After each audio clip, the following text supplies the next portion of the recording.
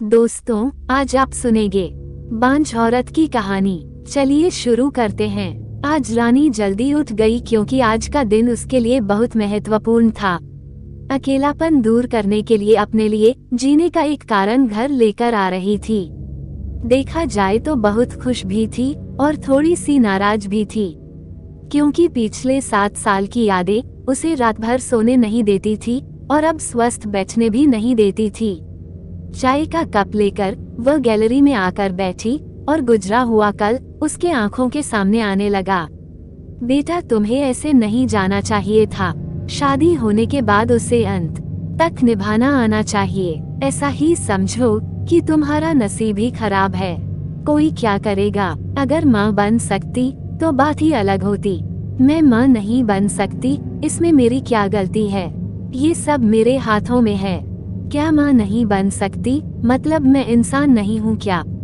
मेरी कोई फीलिंग्स नहीं है क्या? मिनट मिनट में मेरा अपमान करने वाले, मेरा जीना मुश्किल करने वाले लोगों के साथ में जिंदगी कैसे बिताऊं? वह जो कहेंगे वह सुनना। रानी और माँ की ये सब बातें चालू थी तब पापा आए। ये देखो बेटा, मैं तो एक कपड़े की दुकान पर काम करता था। अभी उम्र हो गई है तो कोई काम भी नहीं देता है। और तुम्हारा भाई अनुज तो परदेश में अपने गृहस्थी में मगन हो गया है। तुम कहती हो तो मैं तुम्हारे ससुराल वालों से बोलता हूँ, पर तुम अपने ससुराल वापस चली जाओ ऐसा मुझे लगता है। नहीं पापा, कुछ भी हो जाए मैं उस घर में वापस नहीं जाऊंगी। वहाँ पर मुझे घुटन सी होती है।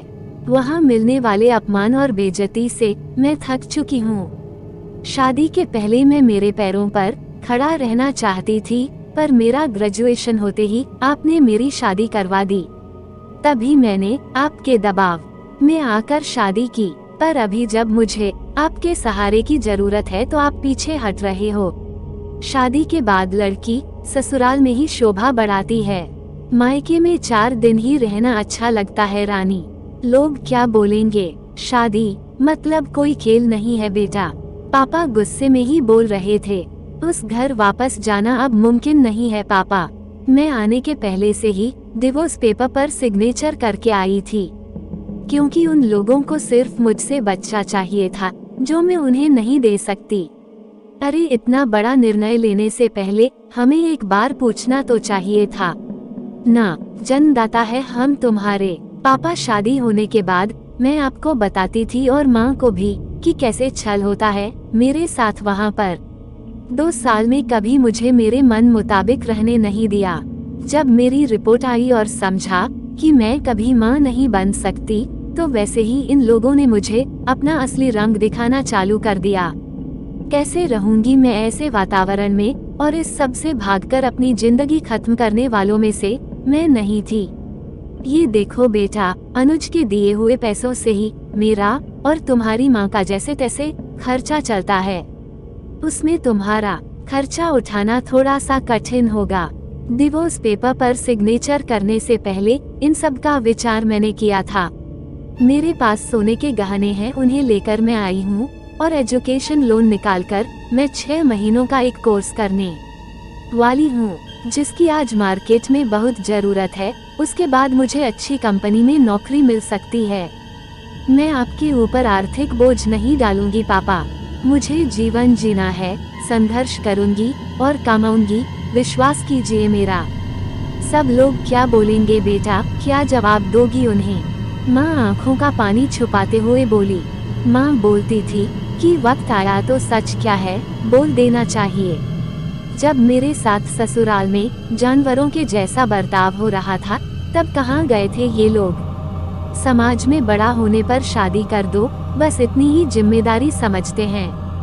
बेटियों को बड़ा करके योग्य पढ़ाई देकर खुद के पैरों पर खड़ा करना, यह माता पिता की ही जिम्मेदारी होती है, ताकि आगे जाकर कभी खराब हालात हो तो उसे इस्तेमाल कर सके। तय किए मुताबिक रानी ने 6 महीने का कोर्स किया और तुरंत उसे एक अच्छी कंपनी में काम भी मिल गया। वो बहुत खुश हो गई थी। सब अच्छा चल रहा था। बीच में छुट्टी लेकर माता पिता को नजदीक रहने वाले पर्यटन जगह पर घुमाने लेकर जाती थी। माता पिता बीच में ही दूसरी शादी की बात छेड़ देते थे। कई बार तो लड़कों को देखने के लिए भी बुलाया करते थे। एक लड़का तो डिवोर्स हुआ था, तभी उसे स्वीकारने के लिए तैयार था। पर पहली शादी ने ही इतने दुख दिए थे कि दूसरी शादी के लिए उसका मन तैयार नहीं था। ऐसे कितने दिनों तक अकेली रहोगी? जब तक हम दोनों हैं तब तक ठीक है, पर हमारे जाने के बाद तुम्हारा क्या होगा, सोचा क्या कभी? उम्र भी कितनी छोटी है तुम्हारी अभी, ऐसा उसके पापा उसे समझा रहे थे। माँ पापा आप दोनों मेरी शादी का विचार करना बंद कर दीजिए। आप दोनों को खुश देखकर मैं खुश होती हूँ। मेरे दोस्त सहेलियां हैं ना मेरे साथ, क्यों करनी है दूसरी शादी? भला इतना आसान नहीं है बेटा, एक उम्र के बाद अकेलापन खाने के लिए दौड़ता है। माँ बोली। सच हुआ उनका ऐसा बोलना। आगे 2 साल में पहले माँ और 6 महीने में ही पापा का निधन हो गया। रानी अब अकेली हो गई। अनुज भाई और उसकी पत्नी आए और साथ में चलो बोलकर औपचारिकता की, पर मुझे उनके साथ जाकर वापस बोझ नहीं बनना था। मदद के वक्त मेरे साथ खड़े रहो, इतना बोलकर मैंने उनको जवाब दिया। ऑफिस का काम करने वाले बहुत सारे दोस्त सभी लोगों की शादी हो गई थी और वह अपने अपने गृहस्थी में मगन हो गए थे, जिनके लिए कोई लक्ष्य मिल ही नहीं रहा था। उसे छुट्टी के दिन ऐसे ही एक मैगजीन पढ़ते समय उसे सिंगल मॉम पर एक बात पढ़ने के लिए मिली और उसे जीने का उद्देश्य मिला। उसने उसी दिन तय किया और एक 10 साल की लड़की को गोद लेने का प्रयास चालू किया। प्रक्रिया बहुत बड़ी थी, पर बोलते हैं ना, मन में इच्छा हो तो रास्ता मिल जाता है। वैसे वो प्रक्रिया पूरी हो गई और आज वही दिन था कि वो उस लड़की को लेने के लिए अनाथ आश्रम जाने वाले थी। उस लड़की को घर लाकर वह माँ नहीं बन सकती, इस सोच पर और उस पर होने वाले सभी आरोपों को मिटा देना चाहती थी। तभी उसने निश्चय किया कि लड़की को बहुत पढ़ाऊंगी, खुद के पैरों पर खड़ा करूंगी और फिर शादी करवाऊंगी। दोस्तों, आपको ये कहानी पसंद आई हो तो इस चैनल को सब्सक्राइब करें, वीडियो को लाइक करें, कमेंट करें और अपने अधिक से अधिक दोस्तों को शेयर करना ना भूलें। धन्यवाद।